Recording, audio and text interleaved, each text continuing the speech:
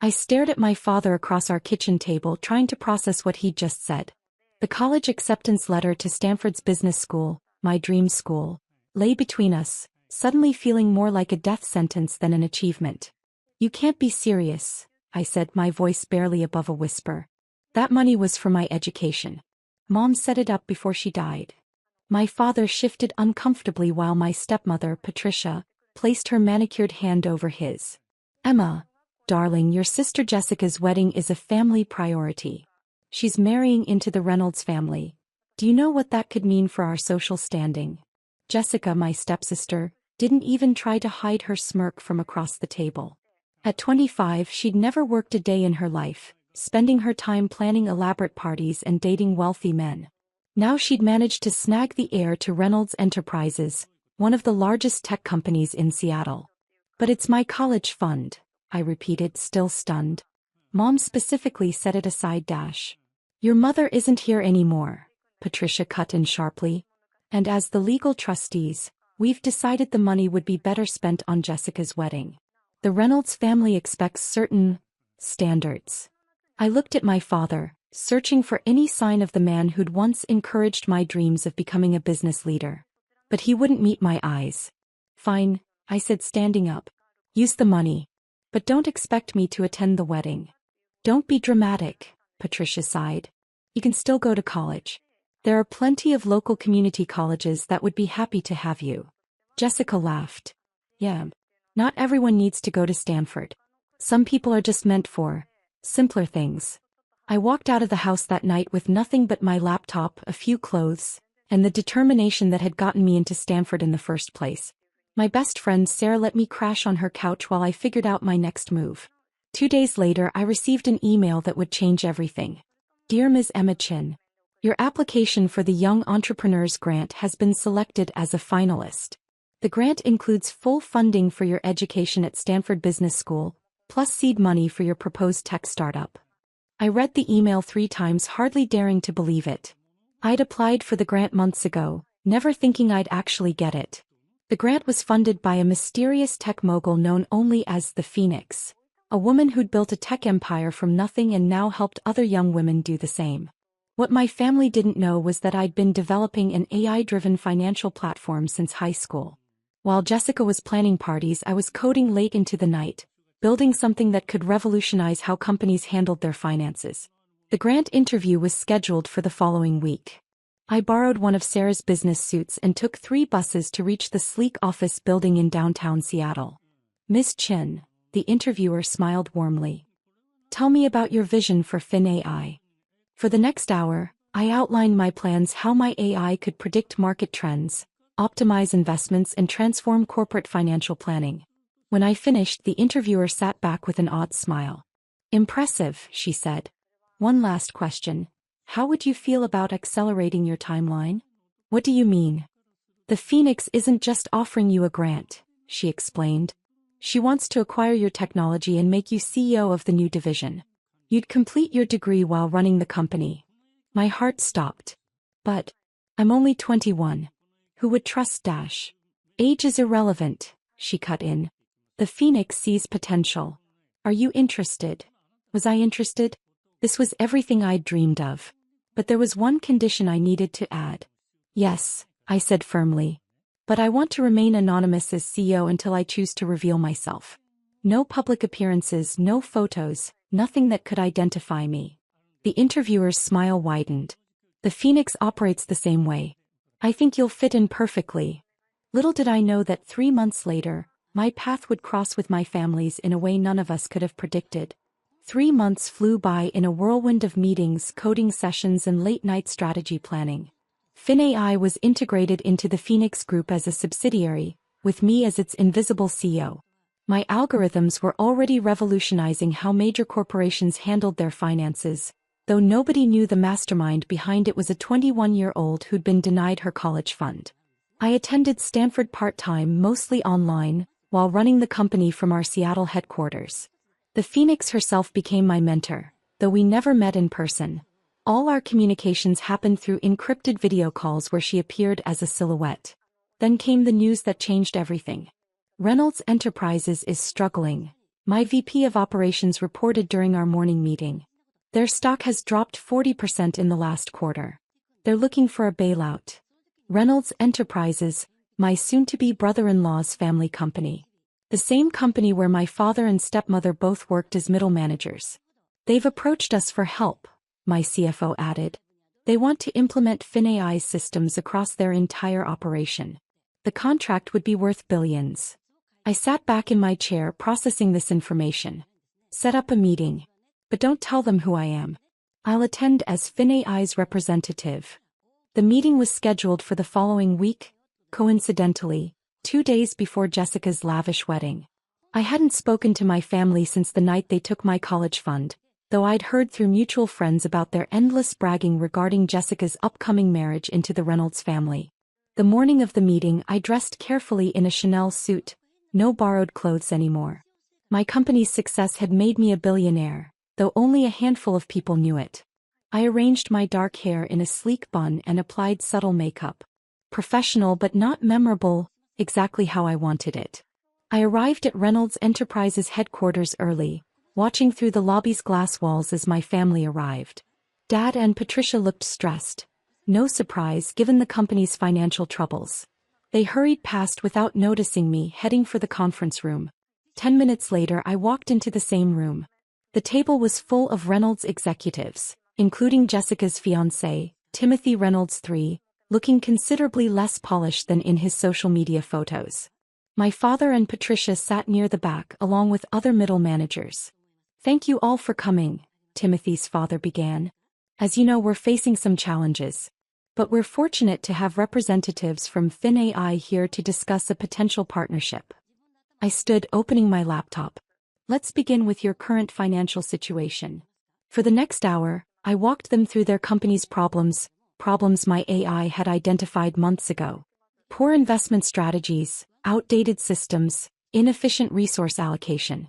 I could see Timothy's father growing increasingly uncomfortable as I detailed exactly how close they were to bankruptcy. "How do you know all this?" he demanded. "FinAI's algorithms are very thorough," I replied calmly. "We've been watching Reynolds Enterprises for some time." "And you can fix it?" Timothy asked, his voice desperate. "But we have conditions." I pulled up the contract on the screen. FinAI would need complete control over your financial operations. All major decisions would require our approval. "That's outrageous." Timothy's father exploded. "You expect us to hand over control to some anonymous company?" "Not anonymous," I corrected. "Just selective about our public image." From the back of the room, I heard Patricia whisper to my father, "She reminds me of Emma. So cold and calculating. If she only knew." Just then the door opened and a familiar silhouette appeared, the Phoenix herself. Everyone in the room straightened up. Even Timothy's father looked awed. "Hello, everyone," she said, her voice modulated through her signature voice changer. "I see you've met my protégé." She walked to the front of the room, her face hidden behind her trademark digital mask. "What happened next would shake my family to their core." "Perhaps," the Phoenix said, her digitally altered voice filling the room, "it's time we show Reynolds Enterprises exactly who they're dealing with." My heart raced. This wasn't part of the plan. The Phoenix turned to me, and though I couldn't see her face behind the digital mask, I could sense her smile. "Emma," she said softly, "they need to know." The room fell silent.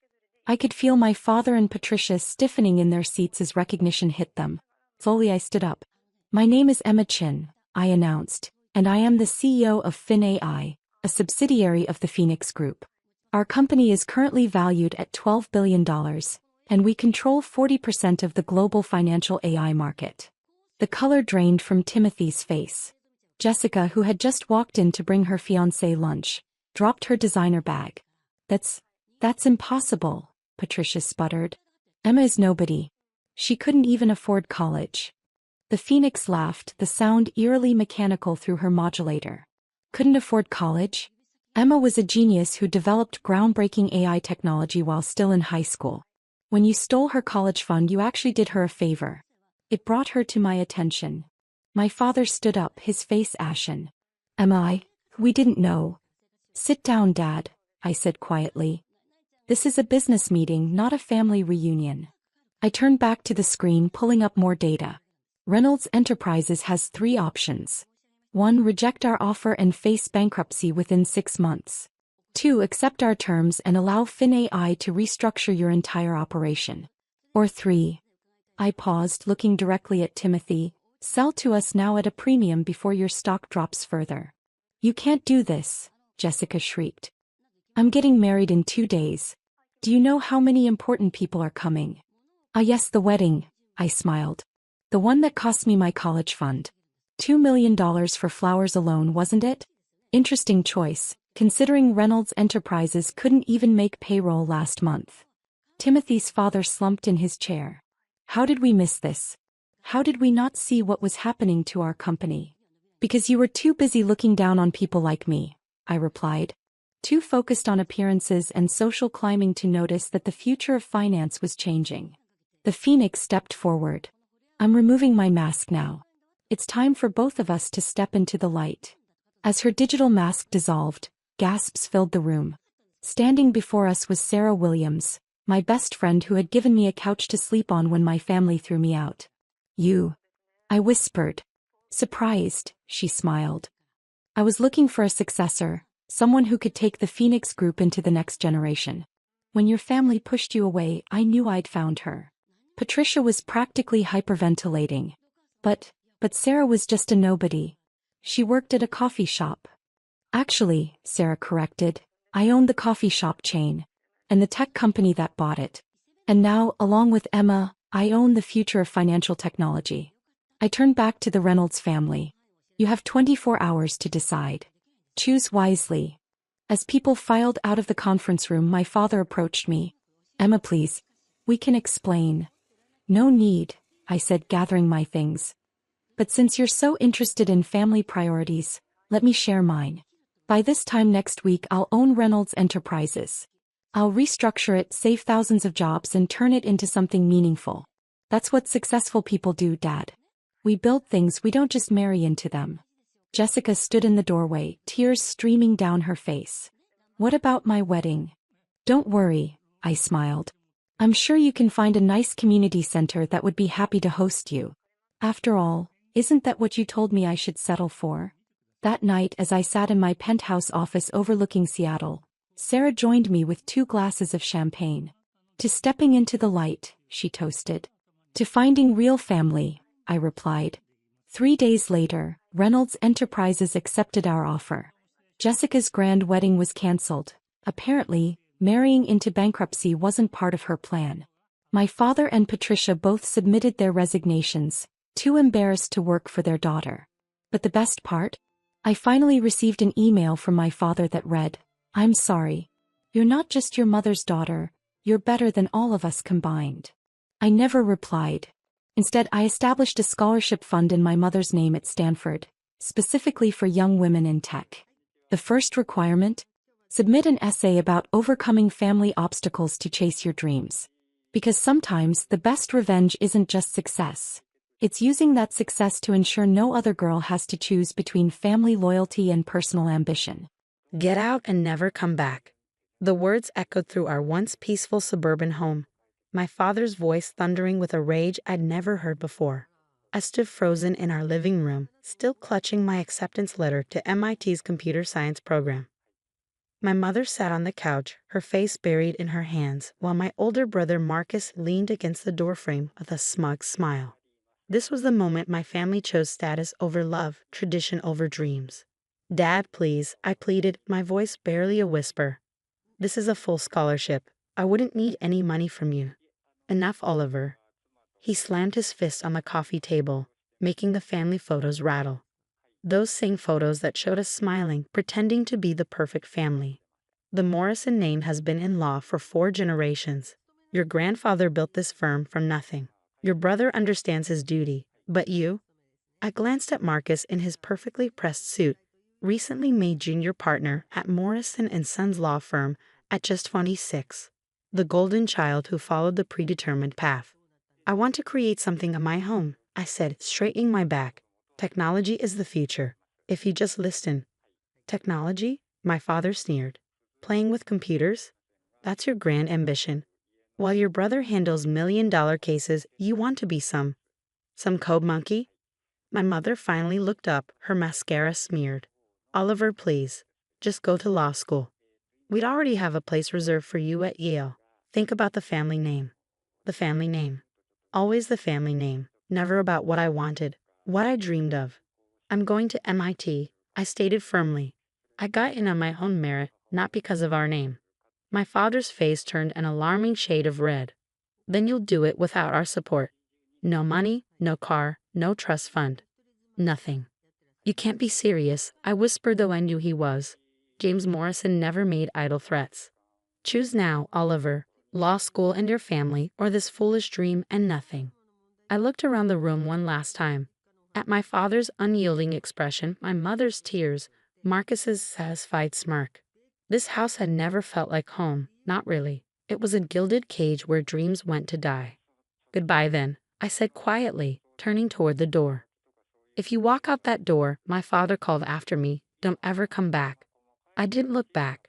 That night, I sat in my best friend Tom's garage, everything I owned stuffed into 2 duffel bags. Tom's parents had always been kind to me, and they didn't hesitate to offer their spare room when I called.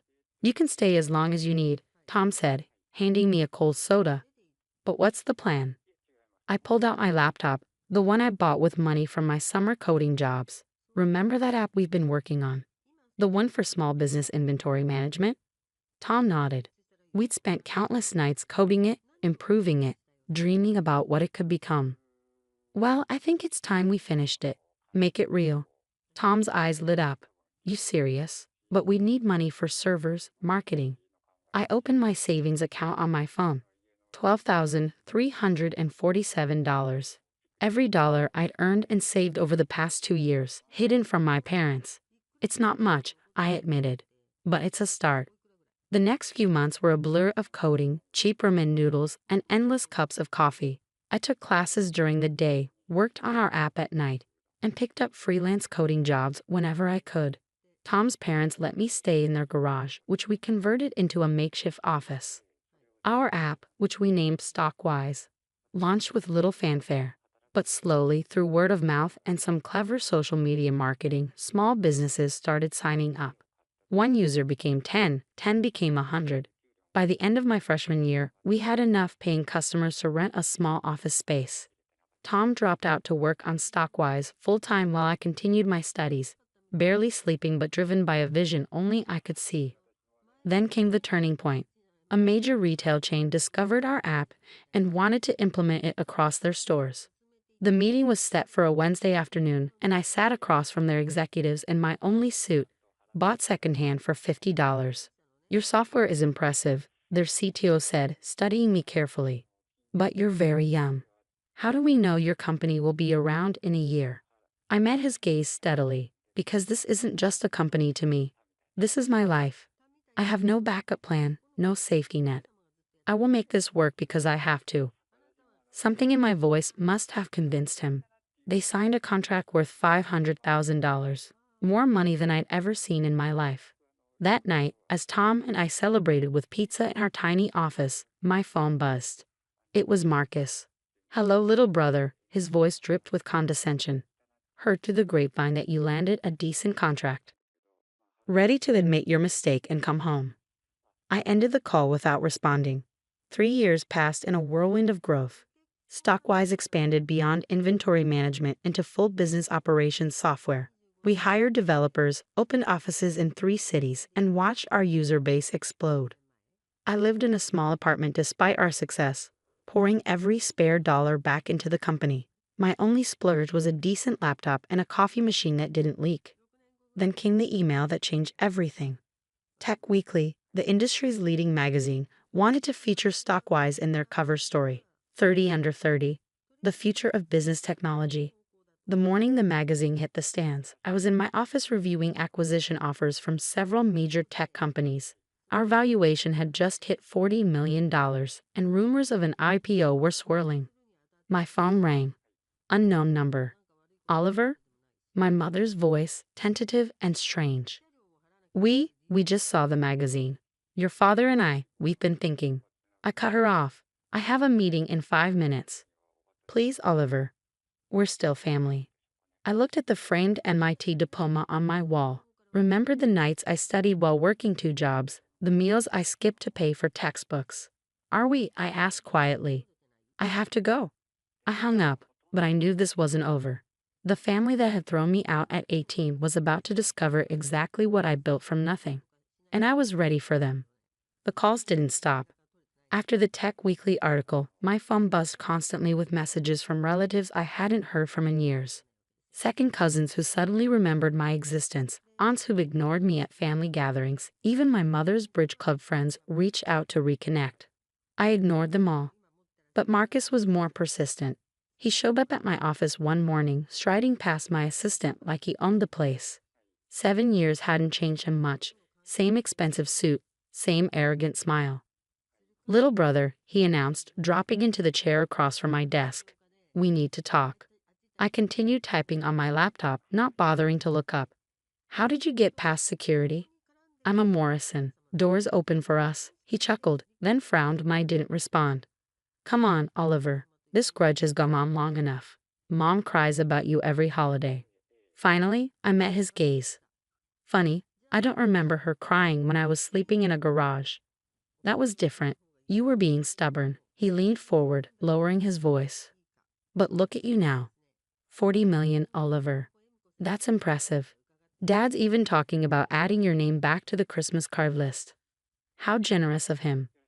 Marcus sighed, his facade of friendliness cracking slightly. Here's the thing. The firm is expanding into tech law. Your company, your connections, they could be valuable. We're having a family dinner on Sunday. Come home. Let's put this unfortunate business behind us. I closed my laptop slowly. Unfortunate business? Is that what you call throwing your 18-year-old brother out with nothing? Don't be dramatic. You chose to leave. No, Marcus. I chose to follow my dreams instead of fitting into Dad's perfect plan. There's a difference. I stood up, straightening my jacket. Now, if you'll excuse me, I have a meeting. Don't be like this, he called after me. We're family. I paused at the door. Family? Let me tell you about family, Marcus. Tom's parents who gave me a place to stay when I had nothing. That's family. My first employees who worked for equity when I couldn't afford salaries. That's family. You? You're just people I share DNA with. The next day, my father tried a different approach. His secretary called to schedule a lunch meeting. Mr. Morrison would like to discuss a potential collaboration, she said primly. I agreed, choosing an upscale restaurant I knew he'd appreciate. Let him see what his rejected son could afford now. He arrived precisely on time, looking older than I remembered. 7 years had added gray to his temples and lines around his eyes. But his posture was still military straight. Oliver, he nodded, sitting down. You look successful. Amazing what playing with computers can accomplish, I replied, watching him wince at his own words thrown back at him. About that, he cleared his throat. I may have been hasty in my judgment. Technology is clearly the future, and Morrison & Sons needs to adapt. And you want Stockwise to help you adapt? He smiled, probably thinking he'd hooked me. Think about it. The Morrison name in tech law, backed by cutting-edge software. We could dominate the market. Your brother's already working on the partnership agreement. Of course he is. I sipped my water. Tell me, Dad, did you read the whole article about me? He blinked, caught off guard. I skimmed it. There was an interesting quote. Want to hear it? I pulled out my phone and read. When asked about his incredible success, Morrison credits his drive to early hardship. After being cut off by his wealthy family at 18, he built Stockwise from nothing, working multiple jobs while attending MIT on scholarship. The color drained from his face. Oliver, that's ancient history. The article went viral, Dad.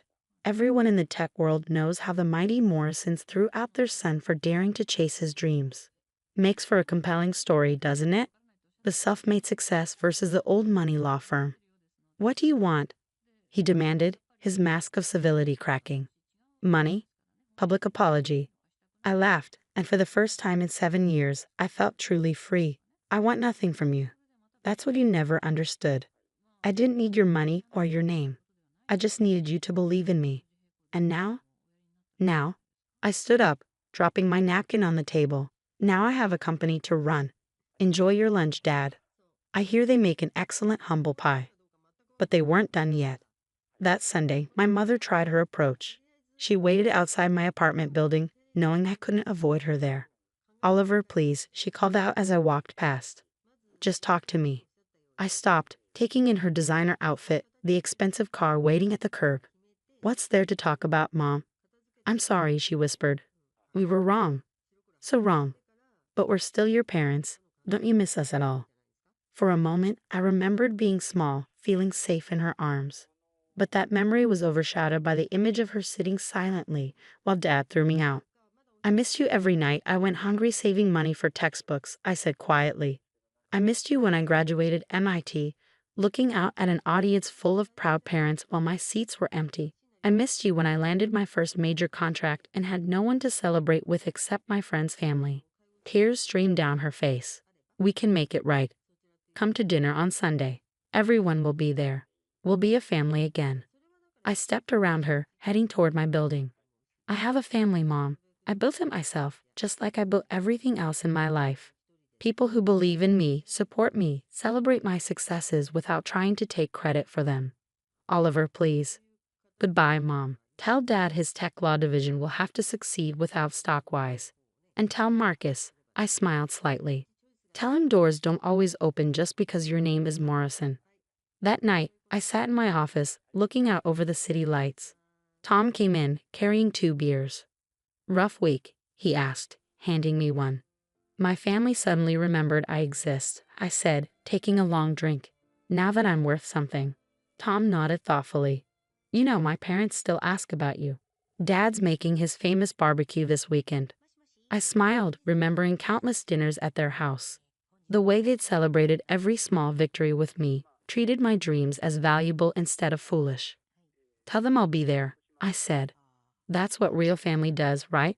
Shows up when it matters. Tom raised his bottle. To family, the ones we choose. I clinked my bottle against his, to choices that make us stronger.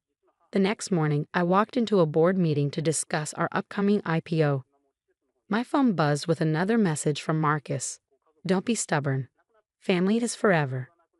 I turned off my phone, smiling as I took my seat at the head of the table. He was wrong. Family isn't forever, not the kind that only loves you when you're valuable to them. Real family, the kind you build yourself, loves you even when you're sleeping in their garage, dreaming impossible dreams. And I had built something better than the Morrison name. I had built my own legacy. The crystal glasses clinked against the marble dining table as my mother set down another bottle of champagne. The Morrison family's annual achievement dinner was in full swing, though I hardly felt like celebrating. My sister Victoria sat at the head of the table, practically glowing in her designer dress as she detailed her latest promotion. And just like that, I became the youngest VP in Marshall & Sons history, she announced, earning appreciative murmurs from our assembled family members. The CEO said my restructuring plan was brilliant. I took another sip of water, trying to blend into the expensive wallpaper of my parents' dining room. These dinners had become a tradition over the past 5 years, a chance for everyone to brag about their accomplishments while subtly undermining anyone who didn't meet the family's elite standards. Elizabeth, my Aunt Patricia's sharp voice cut through my thoughts. Still doing that consulting work. All eyes turned to me, and I could feel the judgment radiating from each carefully maintained expression. At 32, I was the family disappointment, the one who'd walked away from a prestigious position at Goldman Sachs to start my own consulting firm. Yes, I replied simply, but before I could elaborate, Victoria let out a dramatic sigh. Poor Elizabeth, still a nobody after all these years, she said, her voice dripping with false sympathy. You know, we have some entry-level positions opening up at Marshall & Sons. I could put in a good word.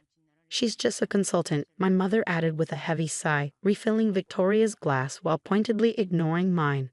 We had such high hopes. I felt my jaw tighten, but kept my expression neutral. If they only knew that just a consultant was a carefully crafted facade.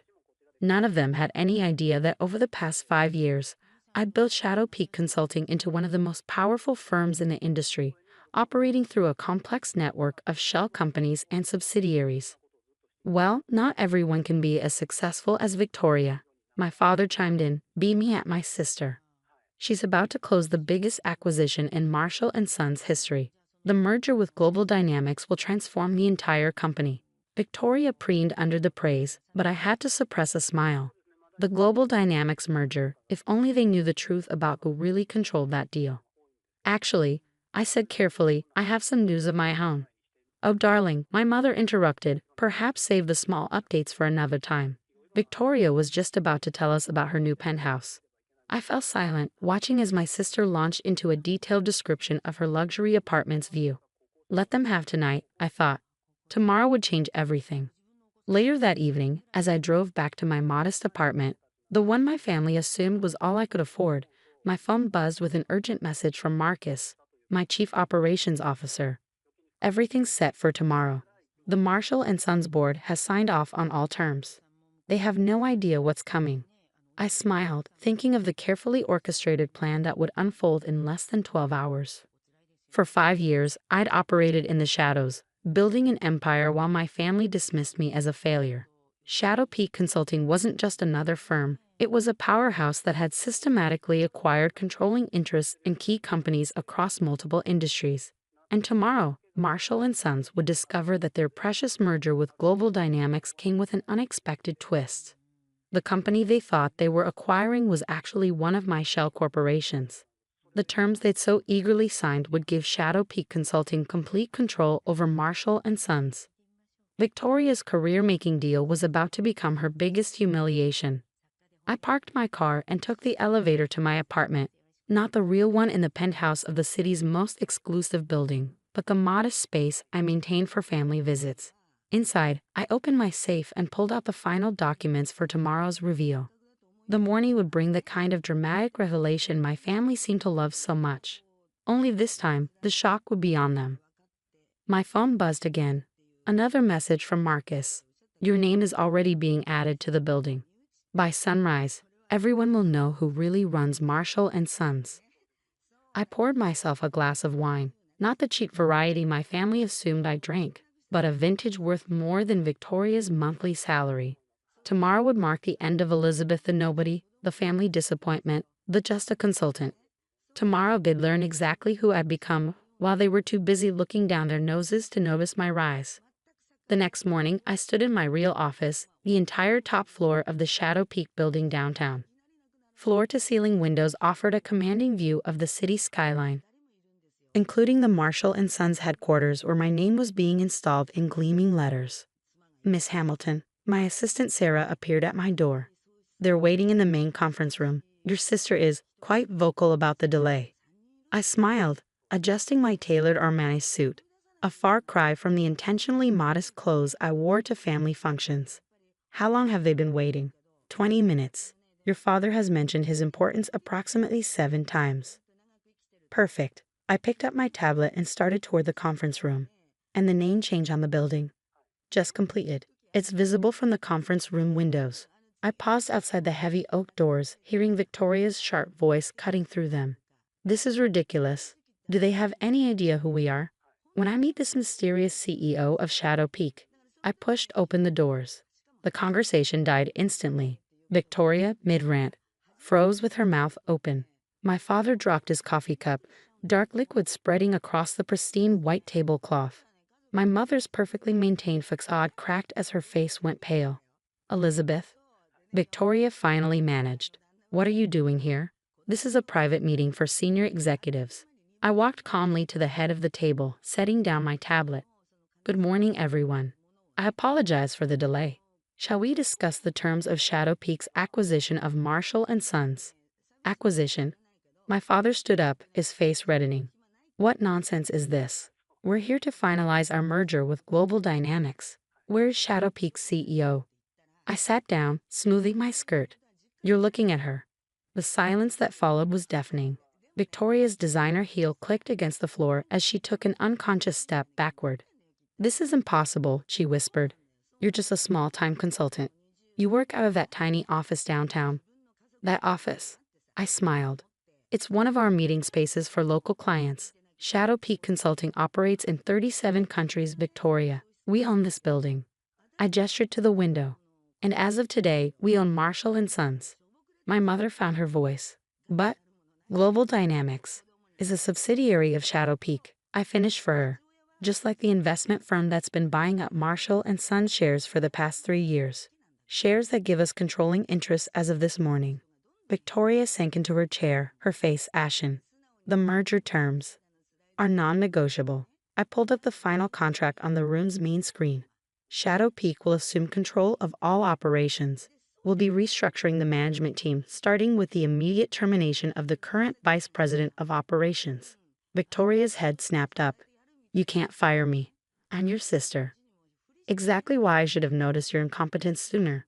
I turned to my father. The board has already approved the terms. They did so last night after reviewing the company's complete financial position, including the creative accounting that's been hiding Marshall and Sons' real debt. My father slumped in his chair, decades of authority draining from his face. Why, Elizabeth? Why go to all this trouble? I stood up slowly, walking to the window where my name now crowned the Marshall and Sons building.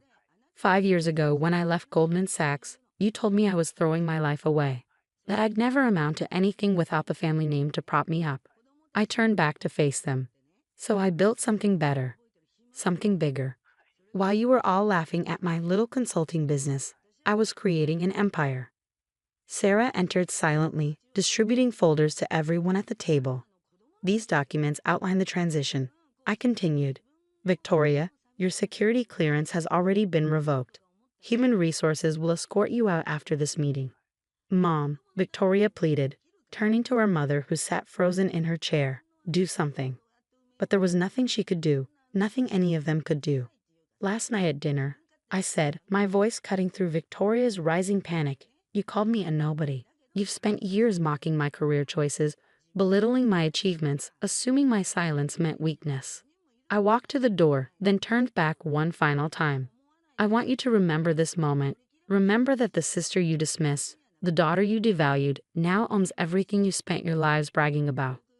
The next hour passed in a blur of signatures and legal requirements. Victoria was escorted out by security, mascara streaming down her face. My father avoided my eyes as he surrendered his company keys. My mother, for once, had nothing to say. Later that evening, I stood in my office, watching the sun set behind the city skyline. Sarah appeared with a glass of champagne, the same expensive brand my family had been drinking last night while mocking my supposed failures. Was it worth it? She asked quietly. All these years of hiding your success. I thought about the decades of condescension, the dismissive comments, the patronizing offers of entry-level positions. Then I thought about the empire I built, the thousands of employees who relied on me, the positive changes I could now implement at Marshall and Sons. It wasn't about revenge, I said finally. It was about proving that success doesn't always look the way they think it should, that you don't have to follow their path to build something meaningful. I raised my glass to the gleaming letters that now crowned the building. Elizabeth Hamilton, CEO. Sometimes the quietest person in the room is the most powerful. Sometimes the child they underestimate becomes the giant they must answer to. And sometimes the sweetest victory isn't in proving them wrong. It's in showing them that you never needed their approval in the first place. The following year brought changes no one in my family could have predicted. Marshall and Sons, under Shadow Peak's leadership, transformed into a more ethical, innovative company. Victoria eventually found a mid-level position at another firm, hopefully having learned the value of humility. My parents, their social standing shattered, stopped hosting their achievement dinners. And me, I kept building, growing, expanding, not to prove anything to them anymore, but because I discovered something they never understood. True success isn't about titles or family names or yearly bonuses. It's about creating something meaningful, something that lasts. These days, when people ask about my path to success, I tell them the truth. Sometimes the best response to those who underestimate you isn't to prove them wrong immediately. It's to build something so magnificent that when they finally realize their mistake, it's already too late to matter.